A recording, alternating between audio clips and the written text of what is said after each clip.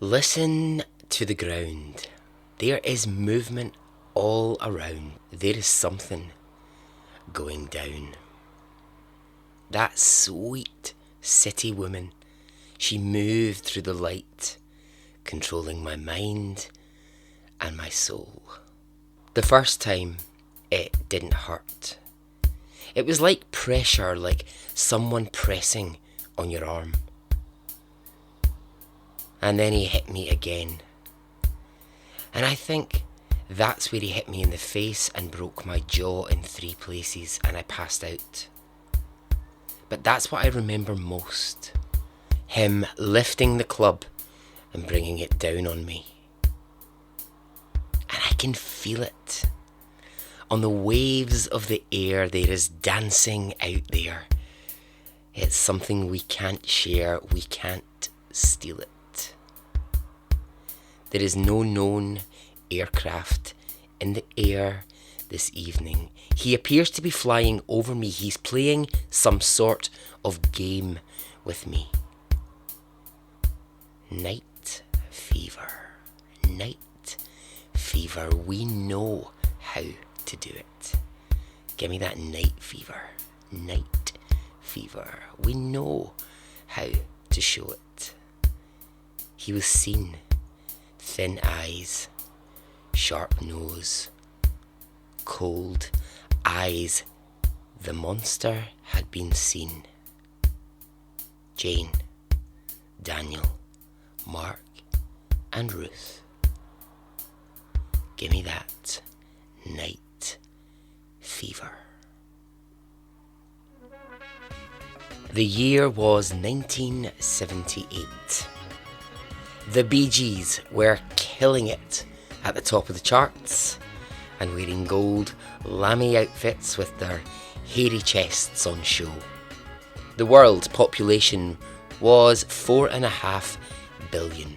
Bjorn Borg and Martina Navratilova were the biggest tennis players in the world. Everyone still thought John Travolta was straight, although with those hips, I don't know how anyone believed that. 2 men called Ben and Jerry opened their first ice cream parlour. Jimmy Carter was the President of the United States. Keith Moon from the band The Who died of an overdose. And Dallas, the TV show, aired for the first time in the US. 1978. What a year. Welcome to Extraordinary Stories Podcast.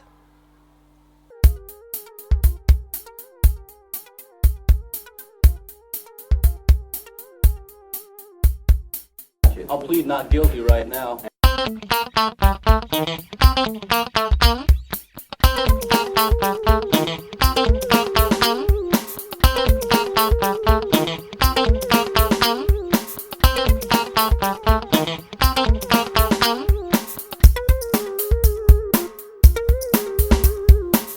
Hey, how are you? Are you well? Are you good? I am. Okay, so I've been away for a little bit, but you know what they say. Absence makes the heart grow larger. So I'm back. And welcome to what I'm calling the 1978 project. And well, the reason I'm calling that, right, is because anytime anyone asks me, oh Barry, what's your next story going to be, or what are you working on next, I keep answering, it's that 1978 project that I've been thinking about. Well, to be honest, actually, right, between me, you, and this microphone, I actually call it that bloody fucking 1978 project, because it's something I've wanted to do for ages and I've not done it, and I've gathered some materials but not enough, and then blah blah blah blah. Anyway, boring. I'm doing it now, and this is what it is. I wanted to choose a year at random, and see what stories that year could yield for me. What kind of extraordinary stories could I find? And boy oh boy, man oh man, does 1978 offer a lot. So this is going to be a series of episodes looking at just that 1 year and the craziness that happened across the world. So there's only a one question. And you can't get the answer wrong because I ask it in every episode. The question is this. Are you ready? Okay, let's go.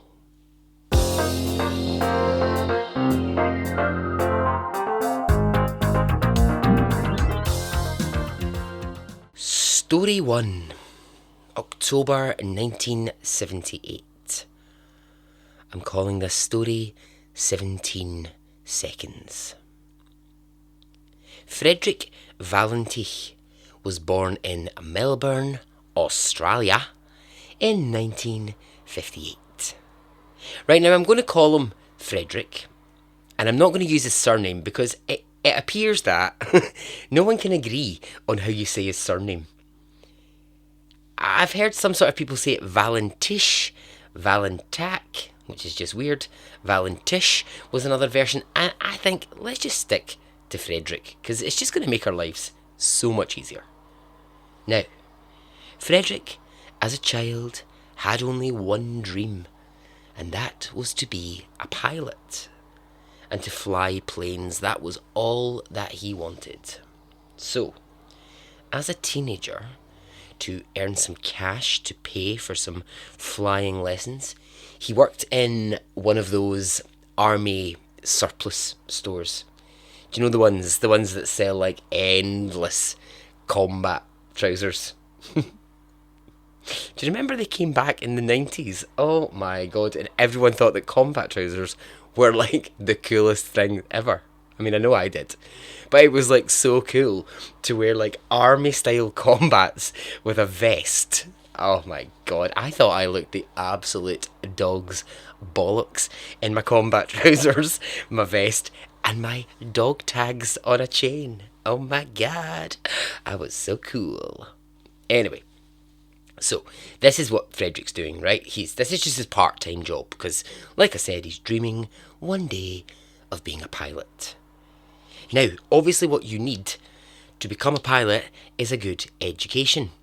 You can't let any old dummy fly a plane. But unfortunately, Frederick hadn't done that well in his exams. And when he applied to the Royal Australian Air Force, they were like, sorry, Frederick, but you don't have the qualifications. Bummer. So, here's what Frederick did after that rejection. He saved up his money from his part-time job. His parents, they sort of helped him, gave him a little bit of money, and he went to study for his private pilot's license, which you can do not based on education. I mean, anyone can do that. You know, I could decide tomorrow, I think I'd like to be a pilot and, become one if I wanted. Not that I'm planning to do that, of course, but this is what Frederick decided to do. So he's 18 and he's doing a lot of flying lessons because it comes down to hours flying. It comes down to the amount of hours that you build up flying independently. And you need to have taken at least 150 hours of lessons. So this is fine for Frederick. And he'll do this. But it's not really what he wanted. He actually wants to be a commercial pilot. He wants to get his dream job, which is flying all around Australia, working for an airline. But for just now, he's going to have to put up with just working towards his private license. I think these days you need closer to like 2,000 hours of flying before you can be allowed to just start sort of flying a plane around the skies. I mean, I guess in 1978 it was slightly different. And that's something we're going to see a lot of as we go in these stories. So he's done his training, and still with the dream of becoming a commercial pilot, he has to take some exams. He sits them, and Frederick fails them. So he sits them again. And he fails again. Oh, Frederick. Oh, God. He tries for a third time. And he fails again. I mean, this is becoming a nightmare. I mean, it really is, because his dream job is beginning to vanish in front of them. And people at the time, like other pilots, would say about Frederick, he just wasn't very good. He just makes really stupid mistakes. I mean, there's a whole story about how he gets lost in a cloud at some point. He flies into a cloud and can't get his way back out of it. And, And generally this sort of feeling, not to laugh at him, but he's not really good enough to ever be a real pilot. But, he can still dream. And he's got his private license, so, he can still do some flying. I do feel a little bit like... It's a wee bit like someone who wants to, like, break into the music industry or something. And like, like they keep turning up to record studios and being like, I can be the new biggest pop star in the world. And everyone's like, no, you're shit. But what they do is they build their own recording studio at home, so, like, to make themselves feel a bit better. But it's like, well, you can build your own recording studio, but the truth is, you're still shit. So, let's go to October 21st, 1978. Frederick turns up at Melbourne Airport, and he tells them that he wants to borrow a plane because he plans to fly to King Island. Where is that, Barry, I hear you ask? Well, it's in Tasmania, in Australia, which is a whole other island. So, the flight from Melbourne to Tasmania, I think, is about 3 hours. And Frederick says he wants to make this journey. And why does he want to go? Well, Frederick tells staff at the airport he's got friends who are on King Island, and he wants to fly there and bring them back to Melbourne. And the airport, they say, no. Nope, conditions are not good enough and you're not a strong enough pilot. So I'm sorry, but it's a no from us. So he leaves. The following day, he returns. And he's got the same request. He asks, can he borrow a plane to fly to King Island? And again he's asked, why? But this time he changes his story. He doesn't mention anything to do with friends. He says it's because he wants to collect some crayfish. Seems like an awfully long way to go to collect some fish, but who am I to judge? Maybe Frederick was a massive fan of crayfish, I don't know. Anyway, on the second attempt he's told, okay, you can rent the plane if you want, conditions are slightly better today, you should be okay. So the plane that he gets, now it's a little one. Like one of those ones that can really only hold like maybe 3, 4 passengers. So Frederick's delighted because he can get in and he can take his journey to King Island. So he fills out what's called the flight plan.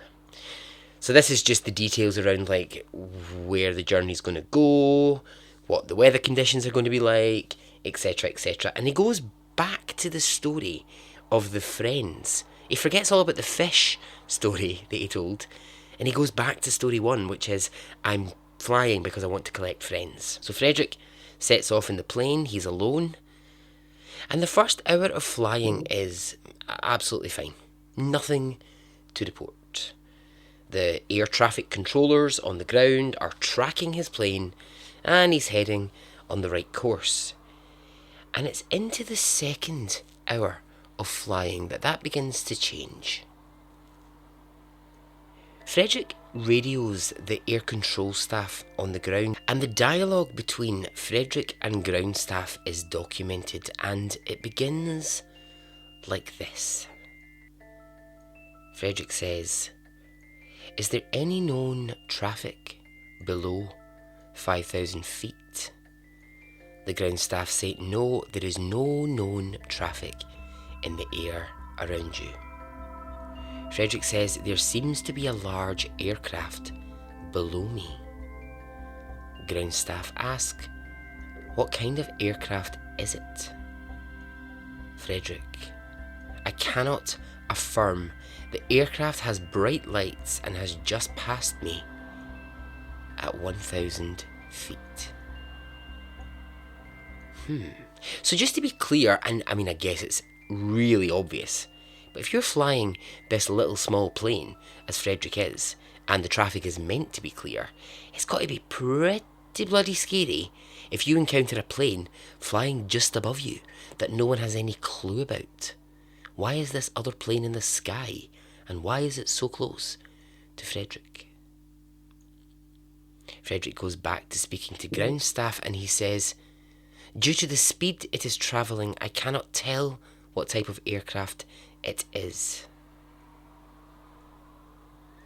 Ground staff reply, "There should be no other aircraft in the vicinity of your plane. There is no record of another aircraft this evening." Frederick: "He is approaching me from the east. It seems to me he is playing some sort of game with me." Ground staff: "What games?" Frederick: "He is repeatedly flying over me at 2 or 3 times my speed and making it hard for me to identify him." At this point, the communication between Frederick and the ground staff begins to break up. Ground staff: "Can you identify the aircraft?" Frederick: "It's not an air..." Ground staff: "Please identify the aircraft." Frederick: "As it flies, long shape. It's before me now. It seems like it's chasing me. It's on top of green, metallic. It's vanished." Then there's silence for almost a full minute. Ground staff: "What are your intentions?" Frederick: "It's on top of me again." Ground staff: "What are your intentions?" Frederick: "To fly to King Island. It's coming at me again." For the next 17 seconds, the microphone remains open and no more words are spoken by Frederick or the ground staff. All that can be heard is the sound of metal scraping on metal.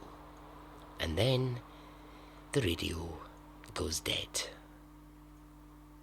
Ground staff try repeatedly here to make contact with Frederick's plane and no contact could be made.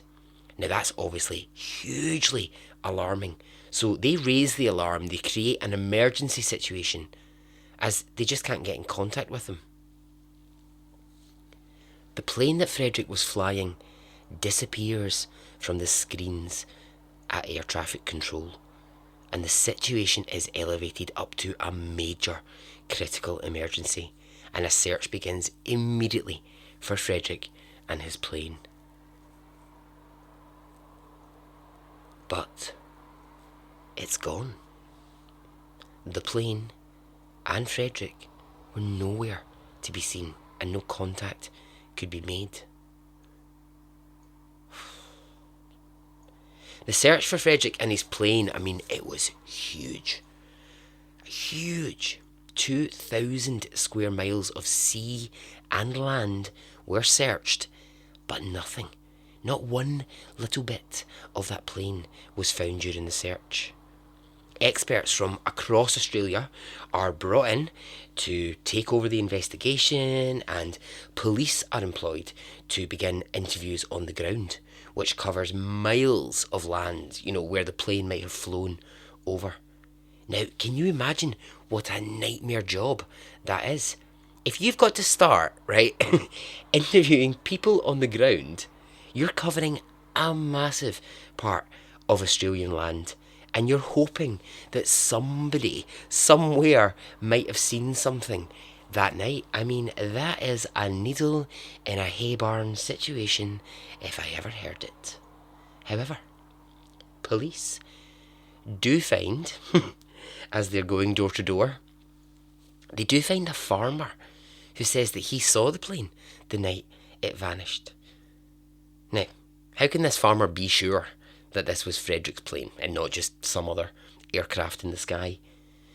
And the farmer says, well, I can be sure because it was flying so low to the ground, I was actually able to see its registration, which I wrote down. Because you see, the farmer was obviously alarmed at the fact that this plane was flying so close to the ground.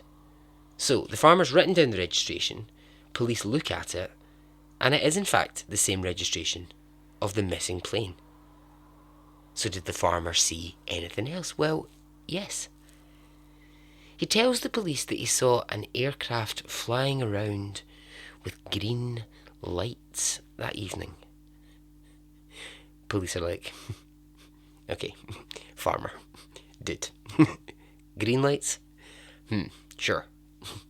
Now, where's their, green lights is this farmer talking a load of bollocks coming from? Well, in 1978, what was the general view of strange flying objects? Well, I suppose kind of much like nowadays, mixed. Believers believed in it, others thought it was a load of baloney, and, others were sceptical of crazy farmers who said that they saw green lights in the sky. And, if you were one of those people who said, I saw green lights in the sky, it was likely people might go, you crazy person. Now, this farmer, he wasn't really a crazy old believer in UFOs or anything like that. He was literally just reporting what he'd seen. He'd seen Frederick's plane, he'd seen green lights, but because people are mean and nasty and the world is a cruel place, it gets called crazy by locals. And when the story goes to the newspapers, what a shame for this farmer. He just gets ridiculed, and so he stops talking. I'd do the same. I'd be like, oh, fuck you then, you don't believe me? I'm not talking anymore. The farmer never says another word about what he saw that night. Now, in 1978, some of the biggest sci-fi films had hit cinemas. Aliens and UFOs, they dominated the film industry. Invasion of the Body Snatchers was a huge film that year. And so, of course, people had vocal opinions about their thoughts on UFOs and aliens. And the biggest film actually of that genre had been released the year before, which was Close Encounters of the Third Kind, which I've never seen, but I believe is a film that involves a plane going missing and the presence of UFOs. Now, Frederick, the star of the story, Frederick had seen these sci-fi films and he had loved them. He was all about UFOs. So the search for the plane and for Frederick continues. But it throws up nothing, and then this sort of theory begins to emerge that perhaps this whole thing was staged by Frederick himself. You see, there weren't any friends in King Island. Frederick didn't really have many friends, so he certainly wasn't going on a trip to pick them up. And there was no crayfish on King Island for him to collect. So was this all Frederick's imagination in the air? Was this just perhaps another plane in the sky and he had jumped to the idea of science fiction?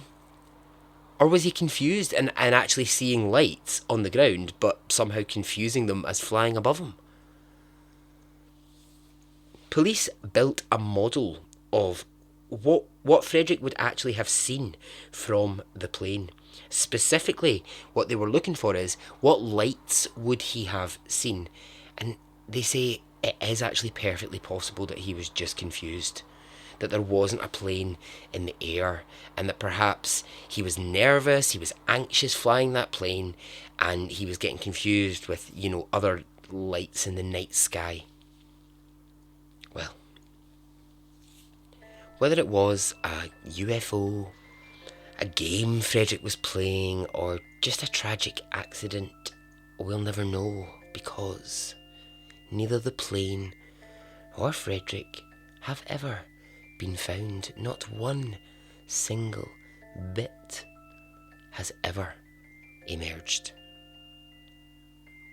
In Melbourne, there is a grave for Frederick, but there is no body buried in that grave. And so ends story 1, 17 seconds.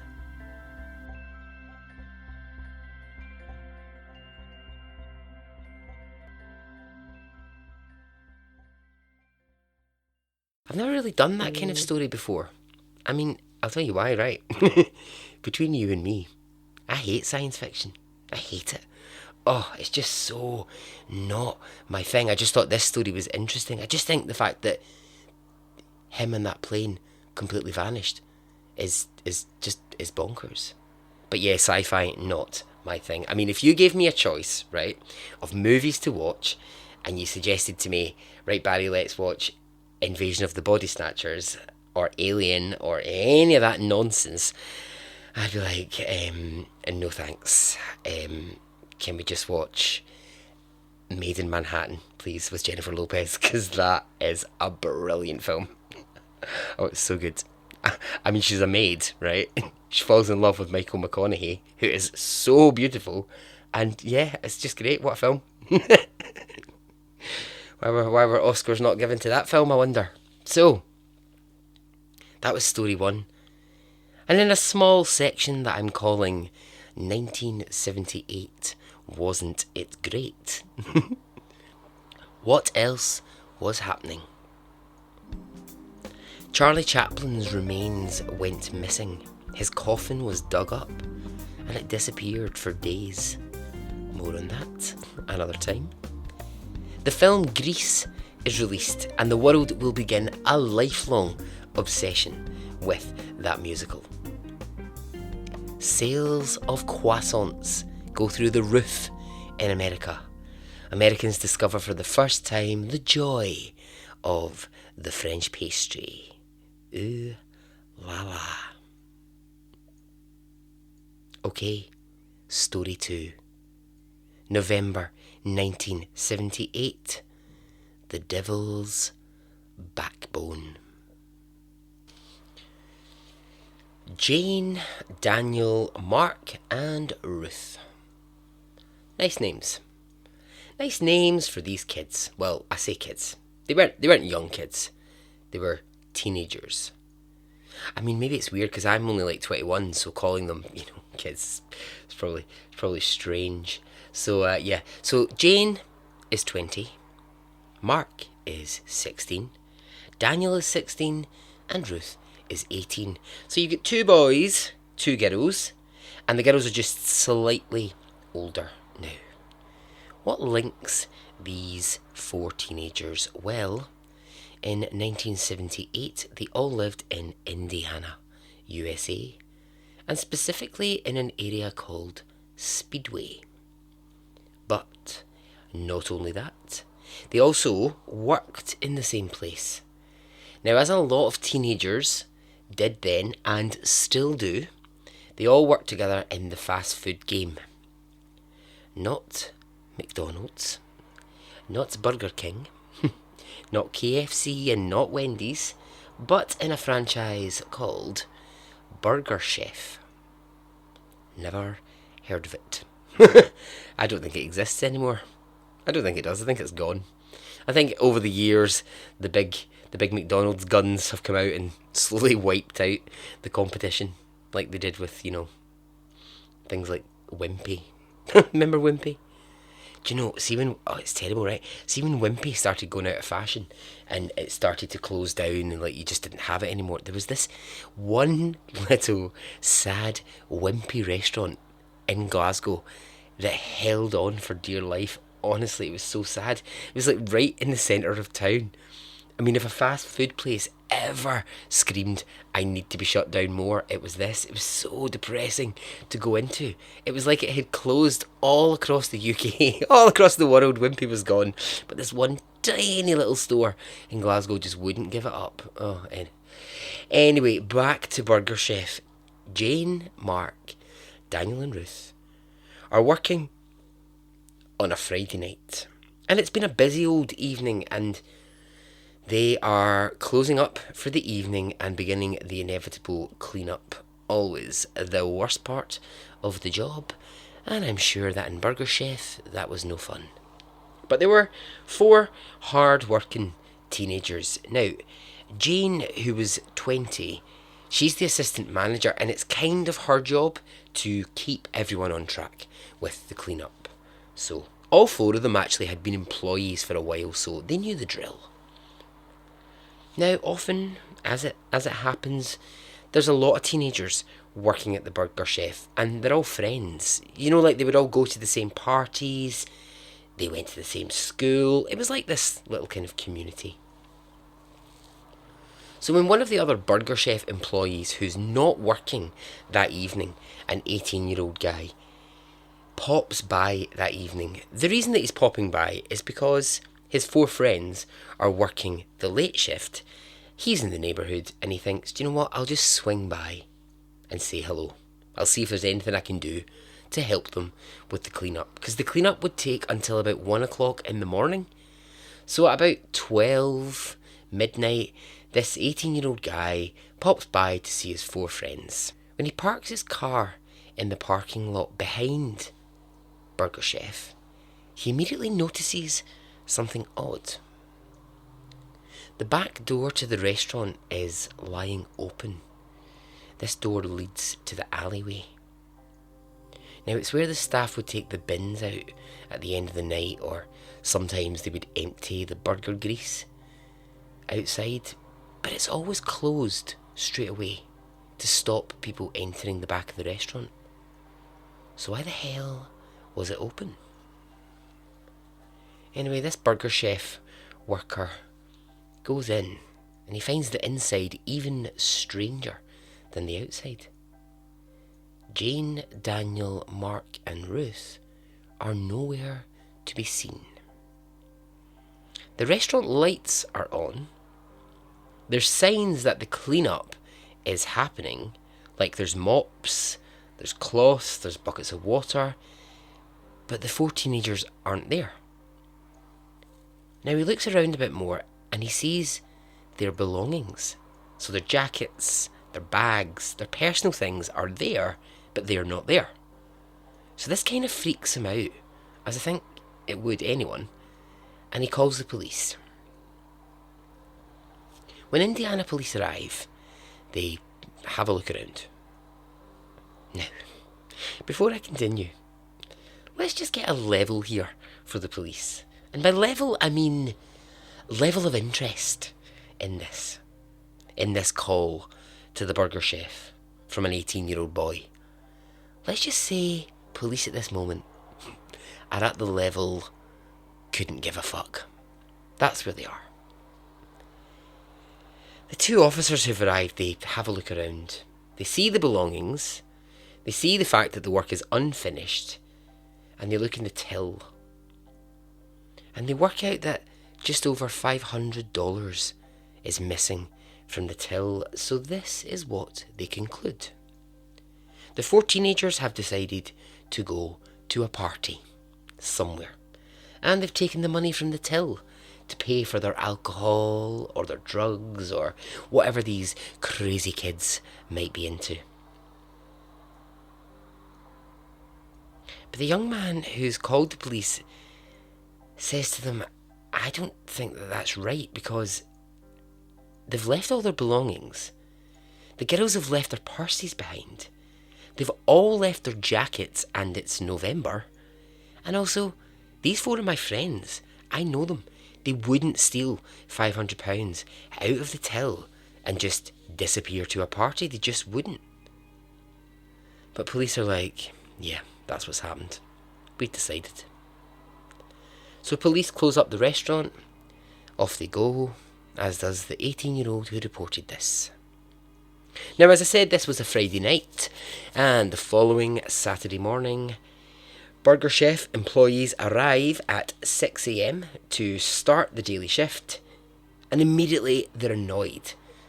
Because when they walk in, of course, the first thing that they see is that the work from the night before hasn't been done. It hasn't been finished. The cleanup hasn't been finished, and they are livid. They're like those lazy bums. Those 4 from the night before didn't do any work, and now we've got to do it. So it's the Saturday morning, the restaurant is busy, it's burger, fries, milkshake, you know the drill. But while that's happening, and while Burger Chef just, is carrying on as normal, there are 4 sets of parents in Speedway, in 4 separate houses, who are waking up to discover that their child hasn't come home. Now, it's a Saturday morning, and each set of parents, they know that their child was working late, but they should be home. They should be home in bed, and they aren't. So the calls to police start. My child Ruth hasn't come home. My child Mark isn't in his bed. My child Daniel is nowhere to be seen. And my child Jane is normally home by now, but she's not. So by the 4th call, police begin to think, this is odd. They all mentioned their child worked at Burger Chef, and there was a call to there last night. Maybe there's a connection. These police, not the brightest, we're going to learn. So they make a visit to the restaurant, and this is where their level of care is going to go from couldn't give a fuck up to, oh shit, we might have made a right pig's ear of this. Because now what they have on their hands is 4 missing teenagers who were last seen in this restaurant. And the crime scene, which is essentially what it now is crawling with customers, with staff, with children running everywhere, and this is a disaster. How can they possibly begin to do any kind of investigation? Well, this is what they come up with. Wait to hear this. They decide to shut the restaurant down and attempt to recreate the scene. They recreate it like the 2 officers from the night before remember it. So the back door being a bit open, the mops lying out, the buckets of water, the till being open, but that's kind of about all that they can muster. Now, do they have any photographs that they could work from, I hear you ask? Well, no, they don't, because the 2 officers from the night before didn't bother to take any photographs. So it's all from memory. Once they've done this recreation, police conclude this must have been an abduction. The 4 teenagers didn't voluntarily disappear and just go to a party. That theory goes out the window. Any chance of forensic evidence was just impossible at this point. The place had been cleaned thoroughly on that Saturday morning when the new staff arrived, so every drop of everything from the night before had just been washed away. So, the search for the 4 teenagers begins on the Saturday afternoon. Police go out in cars, on foot, and they start asking round to see if anyone knows anything. Because they've got nothing on this, not a thing. So the Saturday, it comes and it goes, with nothing showing up, and the police are still scratching their heads. Parents by this point are beside themselves with worry. It's now been over 24 hours and their children are still not home. Early on the Sunday morning, a car is found abandoned 20 miles from the Burger Chef, and this car belongs to Jane, one of the missing girls. The driver's side of the car is locked, the passenger side is open, but there's nothing to really note about the car. Like, there's no real evidence that they can get from the car. It's in an okay condition, and other than the fact that it's in a strange location, there's nothing that they can really get from the car, and of course that causes frustration. What causes more frustration really is the fact that it's actually been abandoned near the police station. But it's not the police who find it. It's a member of the public. This police team though, awful, just awful. The car belonging to the missing girl is parked practically outside of their station and they miss it. It takes a member of the fucking public to point it out to them. Oh my god. On the Sunday afternoon, some local hikers are out and they're walking through a wooded area of the town, and it's known as the Devil's Backbone. And they find something horrific. They find the dead bodies of the 4 teenagers, still dressed in their Burger Chef uniforms. So in this wooded area, across 3 different parts of it, the bodies are found. Ruth, 18, and Daniel, 16, were found side by side, face down, having been shot in the back of the head. Ruth, 20, the assistant manager, she was found a distance away from the first 2 bodies, and she had been stabbed in the chest.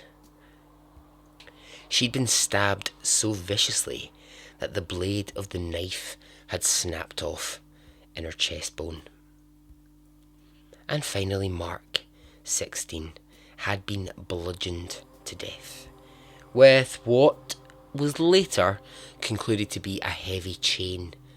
And it looks as if Mark had actually made an attempt to run from the scene, but when he was running had fallen and landed on his back. So, I mean, this is just awful. What actually killed him was the falling on his back, because he choked to death on his own blood.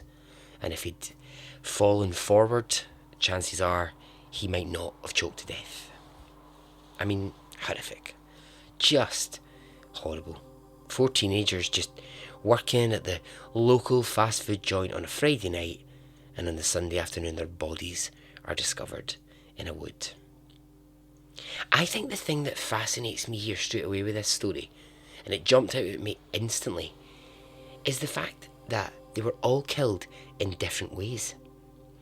You don't really get a lot of that. Now, I know it sounds an odd thing to say, but really within true crime stories, the patterns generally tend to be, if someone is a serial killer, they have the methods that they use all the time. If it's an attack on a group of people, you tend to see the same methods. Not always, okay? There's not a science to it that says it has to be one way or the other.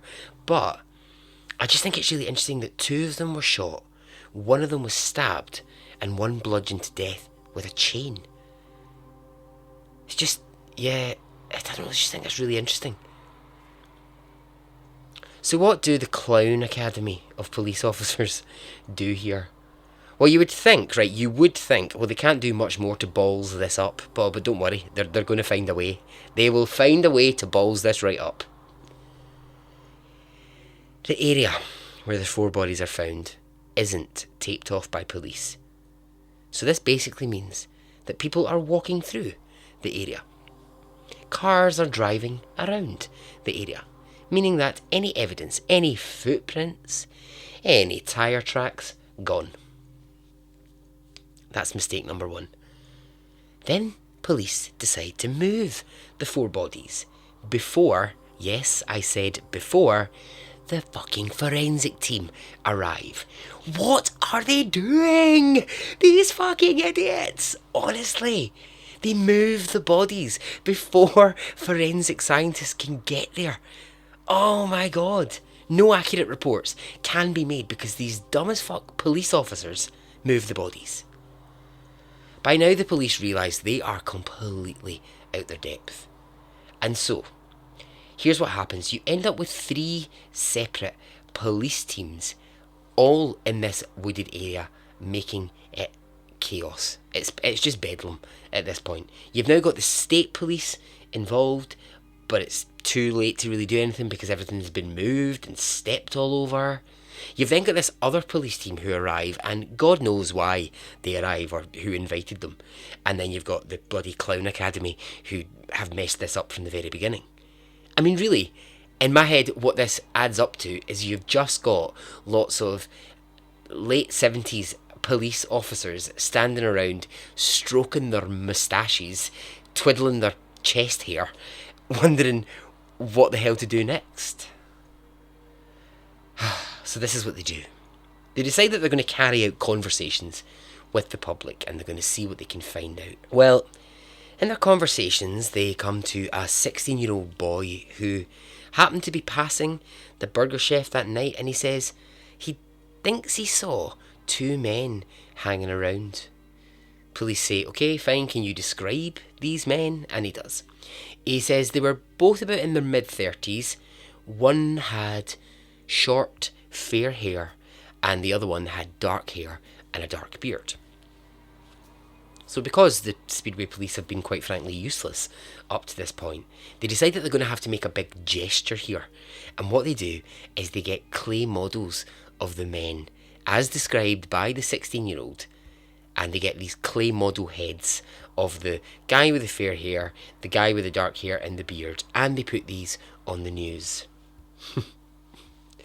I have never seen two more ridiculous looking things in all of my life. Have you ever seen the Lionel Richie video for Hello? Hello, is me you're looking for? You know the clay head of Lionel Richie in that video? Well, these are worse. These are fucking worse. They're awful. They look like a child made them. Honestly, I beg you, go and look them up. In fact, you know what? I'm going to put pictures up because they're just so bad.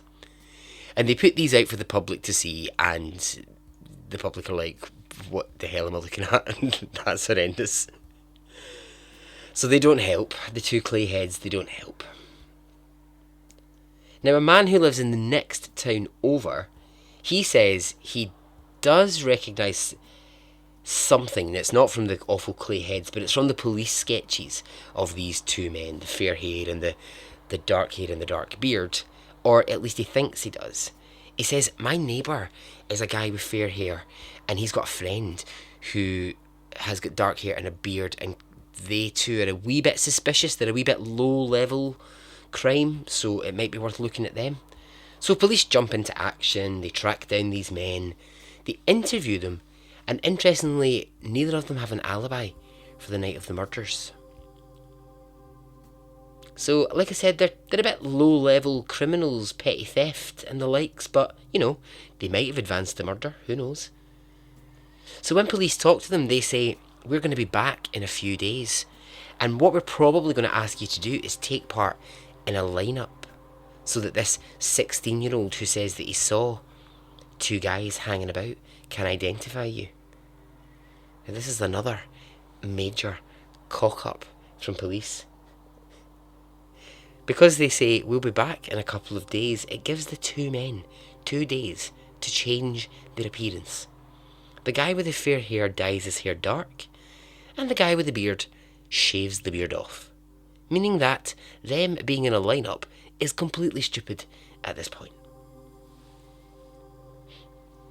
So, from having no leads to start with, the police have almost now got too many leads. There's a guy in a bar in the town where Burger Chef is, Speedway, and he's telling everyone in this bar really loudly, I did it.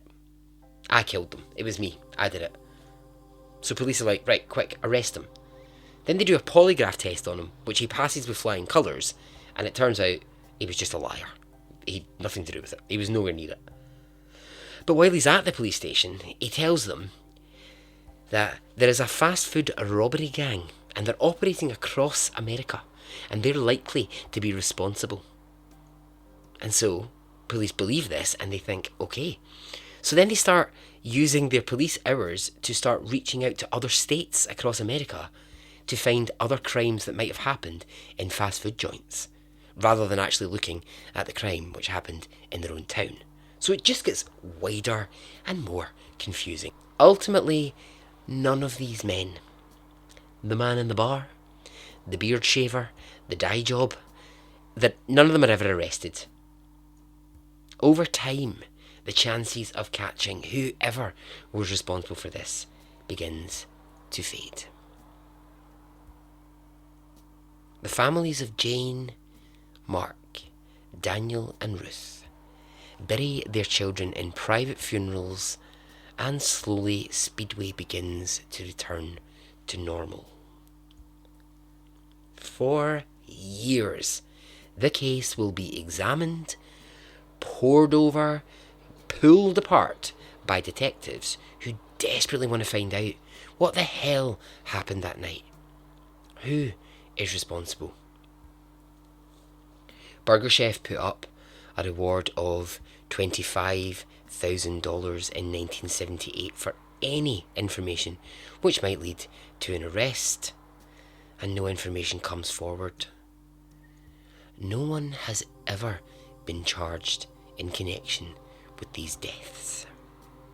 In 2018, a man called Alex Weissmiller realised that there wasn't a proper memorial to these 4 victims in Speedway, and so he took to Twitter.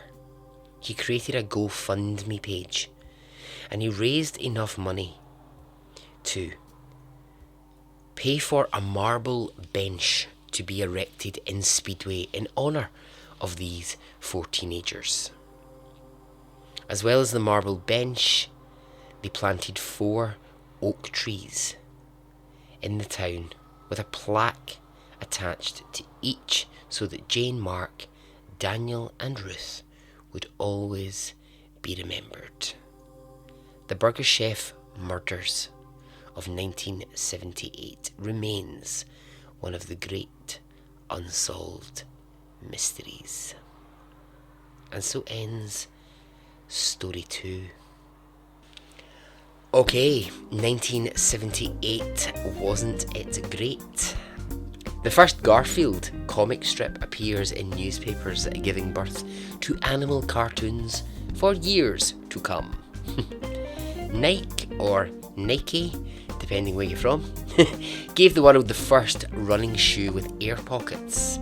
Nike Air was born, and to this day Nike Air remain one of the most expensive trainers you can buy. In the UK, Margaret Thatcher, the then Prime Minister, says some words which would in many ways define modern Britain when discussing immigration. Margaret Thatcher says, "Britain should stay British. Britons fear being swamped by people with different cultures." Thanks for that, Margaret. We're still paying for it right now. And in Canada, homosexuals were in 1978 no longer regarded as inadmissible class when it came to immigration. What that meant is that if you were in Canada and you wanted to bring your same-sex partner into the country to live with you, you could. That law was changed. Okay, story 3. January 1978. Thin lips, sharp nose. Kathy Kleiner was born in 1957 to Cuban-American parents in Fort Lauderdale, America. Now, it's fair to say that growing up from a young age, Kathy had it rougher than most. At age 5, her dad sadly passed away, and that meant that Kathy and her mother, well, they struggled financially for years. Kathy went to school, and her mother, well, she really did whatever she could to keep a roof over her and her daughter's head. And then her mother meets someone else, a man called Harry, who she marries, 'cause it's Harry I'm planning to marry.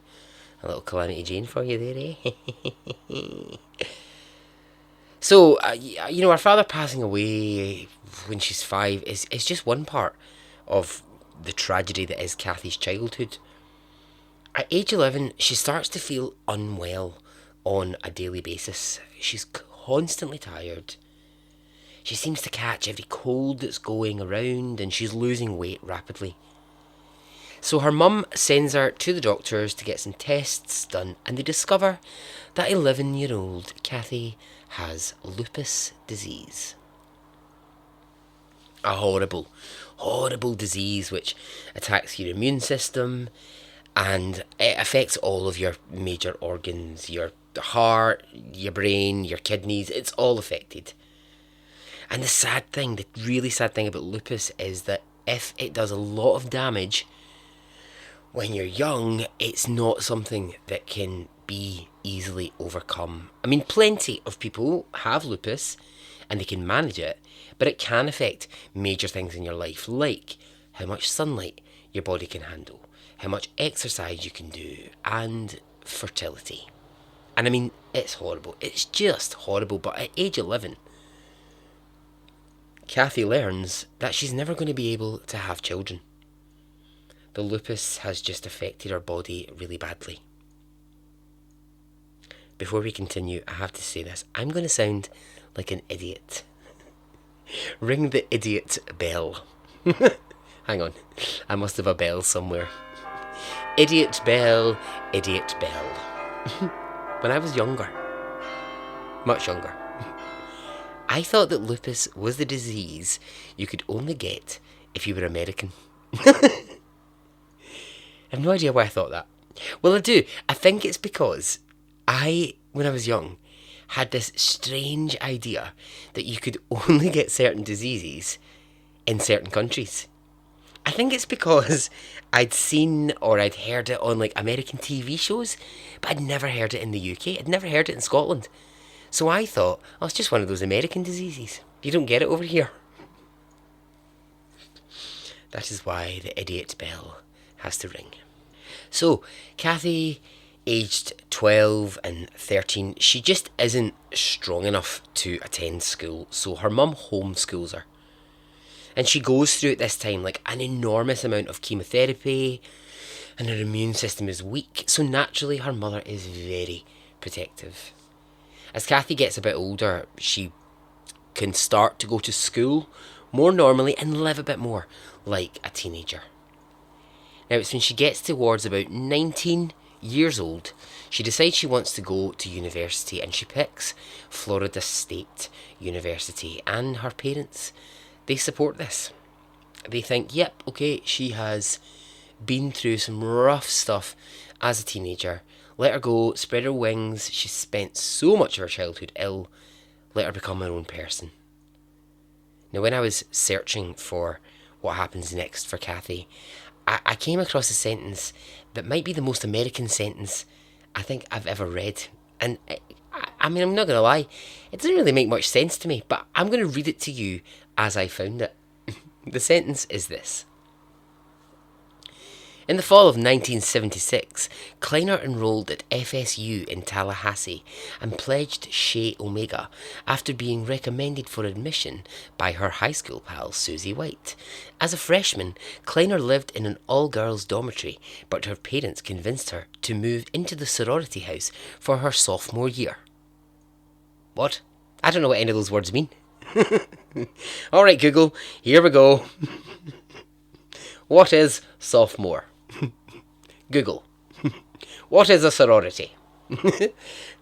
Well, a sorority, yes. I'm sure I've probably said it before on the podcast, but not really knowing what it is. But anyway, it's a house that you can stay in, separate to your regular college or university accommodation, and they usually have a separate name, and you become a part of the sisterhood or the brotherhood, I guess, if it's a male one.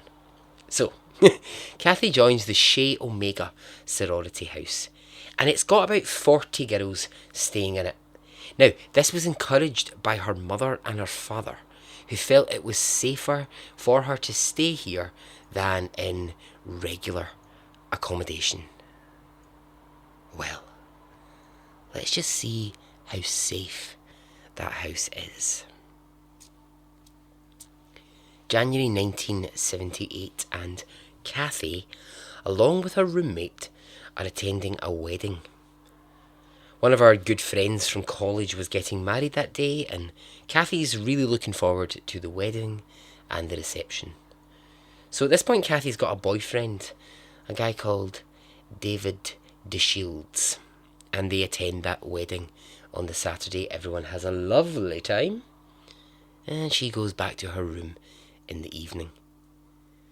Now, around about 11 o'clock that night, Kathy and her roommate Karen turn out the lights to go to sleep. Safe in the sorority house. Well, no, they're not. You see, in 1978, a Mr. Theodore Bundy was prowling the state of Florida, and he had one thing on his mind. Well, two things: rape and murder. So, at 3 a.m, as Kathy and Karen slept in the room, Ted Bundy crept in the back of the Chez Omega house and begins to make his way upstairs. Much of what Ted Bundy did that evening's been documented, and I will talk about it, but for now, let's focus on what happens when he reaches the room that Kathy is asleep in. Just before 3 a.m, Kathy wakes up with a fright. There's a noise in her room. The noise is someone tripping over a suitcase which lies beside her bed. She opens her eyes and she sees a black mass. She can't quite make out a figure. She can see that it is a person, but not clearly. Now her eyes take a minute to adjust, and just as they adjust, she sees this figure raise something above her and slam it down hard on her body. She's in total shock. She has no idea what's happening. Seconds later, another blow, this time to her face, smashing her jaw and breaking it in 3 places. The blow to her face is enough to make Kathy begin to pass out, and she's fighting hard to hold on to consciousness.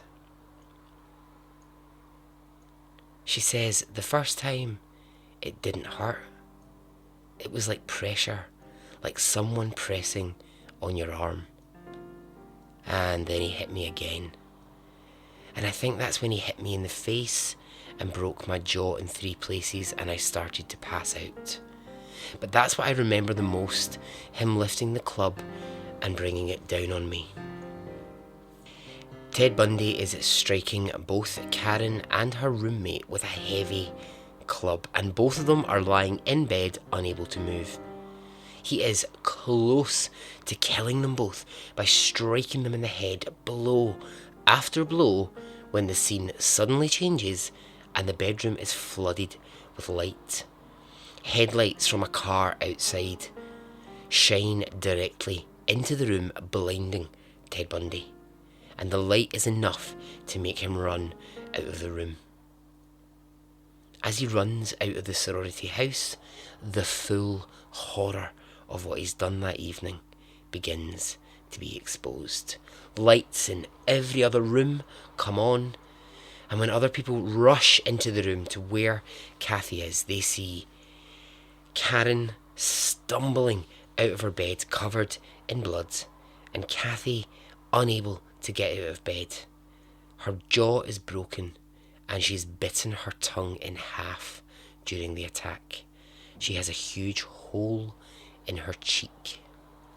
Kathy is, of course, rushed immediately to the nearby hospital, falling in and out of consciousness, and the next few hours will be doctors examining her and also being a little bit confused by something. I'll just explain what they're confused by. Doctors have obviously got, in this hospital that evening, girls in different states of attack.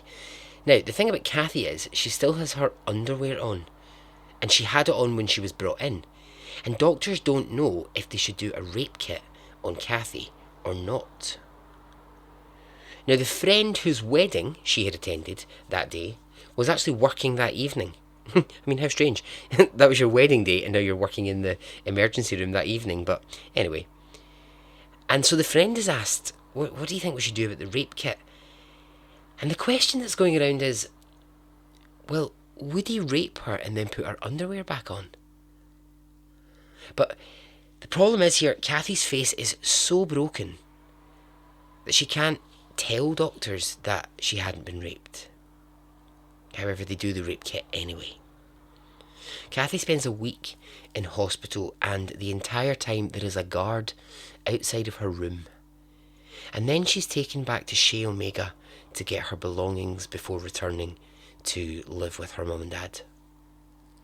When she walks into that room, she screams. The walls are covered in blood. Her blood. Her roommate's blood. The beds are soaked in dry blood, and every bit of that attack comes back to her. I have to say here, I'm not sure that's great policing in 1978, to take the victim right back to the crime scene. But please tell me if I'm wrong. Please tell me if that's an actual police tactic, but that seems odd to me. Anyway, Kathy's taken to her parents to begin her recovery. And this is, I think, what's so interesting about her is, you know, apart from being a Bundy survivor, which Kathy will say doesn't define her, she talks a lot about the isolation of being a Bundy survivor. And that's what I think is really interesting. You know, she describes that she had to attend hospitals to get her jaw broken again, to help it reset. She gets metal rods placed into her cheeks. And what she says is this statement, and I just think it's so interesting. She says, for a month, it was just me and Bundy in a bubble. And what she means is that all that anyone could talk to her about was the fact that she was a Bundy survivor. And she was so desperate to not be defined by that. Although, you know, hard to do when obviously everyone in the press wants to talk to her, police want to talk to her, and everywhere she goes, she has a police presence. You know, they're convinced, police are convinced that Bundy is going to come back and finish the job on Kathy. Now, the boyfriend that she had, he proposes to her the day after the attack. Kind of a weird time, I think. I mean, I think I can kind of see what he's thinking, but I don't know. I think it's a little bit weird. She's lying in hospital with, like, you know, can't speak, her jaw's broken, half a tongue, and he's like, will you marry me? Anyway, whatever. She says yes, and everyone around her thinks that's a great idea. So she's engaged. It's interesting to note, actually, before the attack, Kathy had no idea who Ted Bundy was. She hadn't seen the news about him. She hadn't really paid much attention, so I don't know, she she didn't really know who he was. So she had to sort of read up on what he'd done before and was like, oh God, right, okay, I see this man's actually done quite a lot of bad stuff. But there must be something about Kathy that's really strong, because news reporters, they're really respectful of her. They don't hound her to talk about it. So, in June 1978, she's on the mend, she's getting better. She marries her boyfriend 4 months after the attack, and she begins her married life. She takes a job in a bank as a teller, and, I mean, this is unbelievable. On the second day on the job in the bank, it's held up at gunpoint by a robber who points a gun in Kathy's face. Luckily, she escapes unharmed. She only takes a couple of days off, and then she returns straight back to work. Now, for most people, you might need longer than a few days if a man has held a gun to your face in your workplace, but then I suppose if you've survived Bundy, that might give you some coping skills. She actually returns to the bedroom, again to the sorority house, on her own. She's determined she's going to go by herself. By now it's cleaned up, but it's something she really wanted to do for herself. She wanted to prove she could walk back in to that house, to that room. So a couple of years into Kathy's marriage, another surprise comes her way. She's pregnant. After the lupus and the you will never have kids, she's pregnant. This woman though, amazing, eh? Now, where things won't be so great for her is that by the time her child is 5 years old, Kathy's marriage is dissolving. She gets a divorce. So she's 26 by this point and a single mother. However, she meets a man called Scott Rubin and they fall in love. And this is the one. This is the real man that she is meant to be with. They marry and they are still together today. They have children, they have grandchildren. And I just think Kathy is an incredible survival story. And I think what makes it so good is that she's always been in control of the story. Since the day that happened to her, she will only talk about it when it suits her. She will only open up about it if that experience is useful, because she has stayed in control.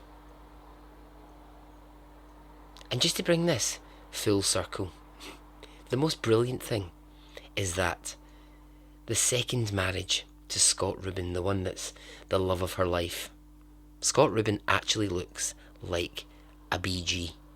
I'm not kidding. I swear to God, this man is the missing Gibb brother. He's got the Bee Gees look all over him. All he needs is some tight fitting gold pants, a hairy chest and a moustache, and he's good to go.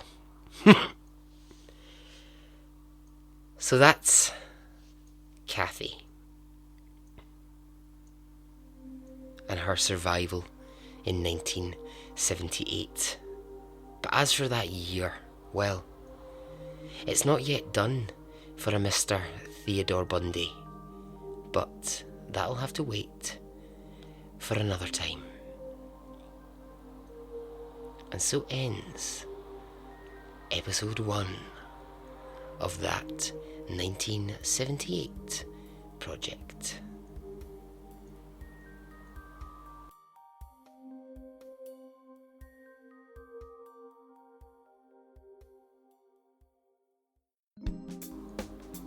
Okay, I hope you enjoyed that, and I want to just recap what we've learned. In 1978, if you saw green lights in the sky, you were crazy. Police work in Speedway, Indiana was not on point. And you can find your own BG if you look hard enough. Okay. Goodbye.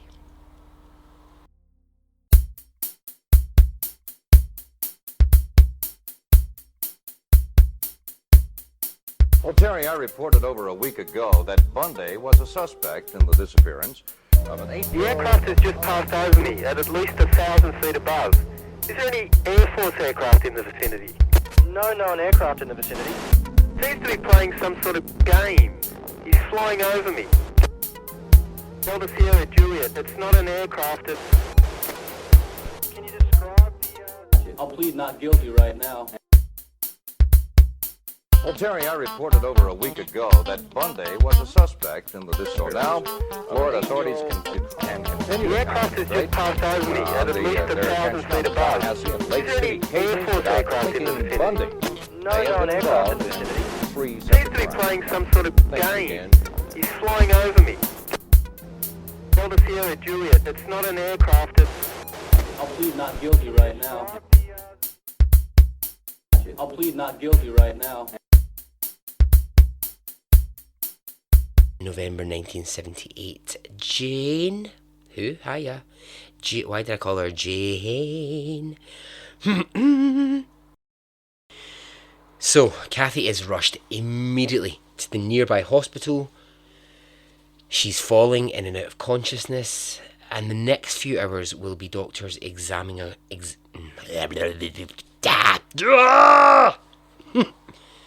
the first a Garfield comic strip appeared in hello, in what now?